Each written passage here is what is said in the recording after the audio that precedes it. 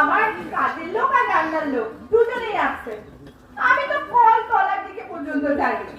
সেদিন অবশ্য বাসন মাজা কাপড় কাচা সব আমার হাজবেন্ড করেছে। আর এই তো সেদিন অবশ্য আমি হাতে গ্লাভস পরে ভেজিটেবলস একটু কেটে দিয়েছিলাম। আর রান্না আমার হাজবেন্ড সহযোগী করেছে। তাহলে তো তোমার স্বামী তোমাকে খুব ভালোবাসে। আসলে সুন্দরী বউ কিনা বউয়ের হাতে যে কালি লেগে যাবে। হ্যাঁ, একেবারে পারফেক্ট বলেছো। আসলে ভালো না বেশি কি আর উপায় আছে?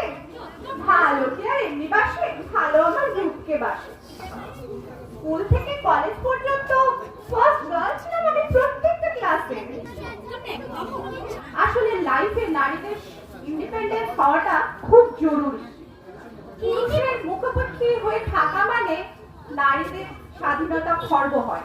ঠিকই বলেছো, ঠিকই বলেছো।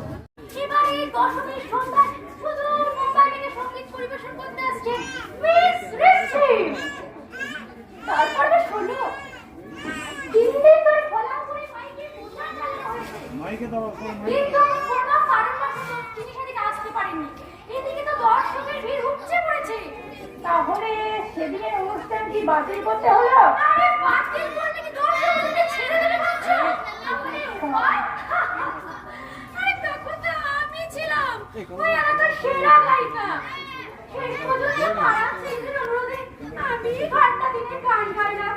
সবাই তো শুনে ধন্য ধন্য করলো জানো। বিফোর মাই ম্যারেজ আমি যেখানেই যেতাম কত ছেলেকে ব্রেড রোস্ট দেওয়ার জন্য আমাকে মুখিয়ে থাকতো। কি আর বলবো, বাট আমি সিরিয়াস থাকতাম থেকে দেওয়ার সাহসই পেত না। বেবি হওয়ার পর বিরাটি তো ব্রেক হয়ে গেছে। মানে এই তো কিছুদিন আগে আমি একটা পার্টিতে গিয়েছিলাম।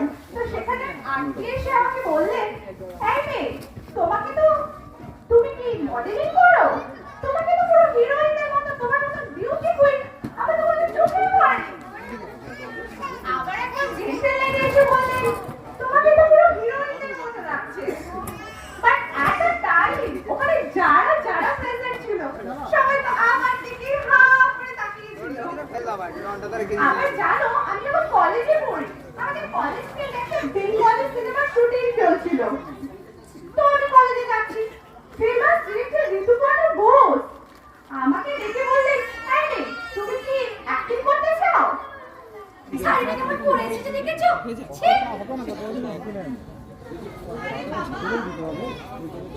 কালচারাল ফ্যামিলি না হলে যা হয়। পুরু দুটো দেখে মনে হলো কোনোদিন বিউটি পার্লার পর্যন্ত জানি। চওড়া করে সিঁদুর লেপে কথাবার্তা শুনে মনে হচ্ছে এডুকেশন বেশি দূর গড়াইনি।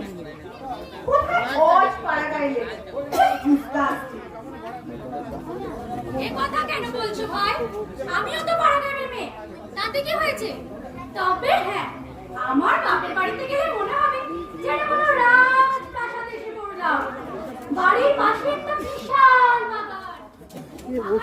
দেখার মতো। চারিদিকে ফুল ফল সবুজ গাছপালা। বাগানটাকে তো আমার একটা ছোট্ট স্বর্গ বলে মনে হয় জানো। তারপর আমাদের পুকুরের টাটকা মাছ, মাঠের চাষ আর সবজি। গ্রাম্য জীবন আমি খুব উপভোগ করেছি জানো। আমি অবশ্য কলকাতার মেয়ে। আফটার ম্যারেজ আমি তো শ্বশুর বাড়িতে এসে প্রথম ধান ক্ষেত দেখলাম। ও মা, তুমি আগে ধান ক্ষেত দেখোনি? আমার বাপের বাড়ির আতিথ্যতার কথা সবাই জানে। এই তো সেবার এক গেস্ট এসে বলল, তোমার মায়ের বাড়ির মতন আতিথ্যতা আমি কোথাও পাই। কোনো বাড়ি গেস্ট যদি বাড়িতে আসে সে বুঝতেই পারে না যে সে নিজের বাড়িতে এসেছে নাকি অন্যের বাড়িতে এসেছে। যে কোনো ফেস্টিভ্যালে আমাদের বাড়িতে এত অ্যারেঞ্জমেন্ট হয় যে সবাই দেখতে আসে। আর এখানে কলকাতার মতো না আছে ভালো কোনো শপিং মল, না আছে ভালো কোনো বিউটি পার্লার। আমার শপিং মলে যাওয়ার আছে, ঠিক আছে? তোমরা গল্প করো, আমি আসছি। দেখ তো তোমাকে বলেই দিয়েছে যে ক্লাসের মধ্যে ফার্স্ট হলে তোমাকে নিউ সাইকেল গিফট করবে। সো হাইট পেতেই হবে, মনে থাকবে? আমি অবশ্যই চেষ্টা করব মা। ওকে, বাই। বাট আমার রান্নার মেনু এন্ড টেস্ট যেন পারফেক্ট হয়।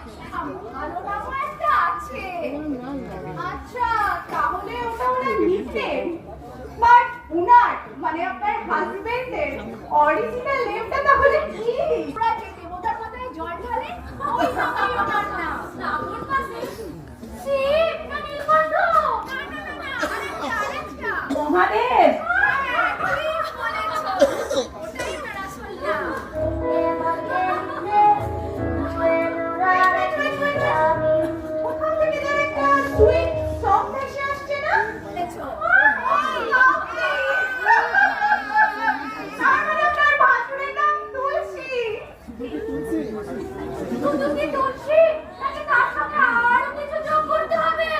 আছে তো, তার সঙ্গে পায়ের প্রতিশব্দটা যোগ করে নেবে।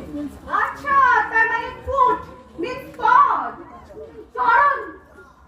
ঠিক ঠিক, তুমি একদম ঠিক বলেছো। তার মানে আপনার ভাসুর ঠাকুরের নাম তুলসী চরণ আর আপনার ছেলের নাম তো বিষ্ণুপদ। আরে এই যে দেখছি 33 কোটি দেবতা পুরো আপনার বাড়িতেই নেমে এসেছে। পরীক্ষা তো ছেলেদের নয়, যেন মায়েদের পরীক্ষা।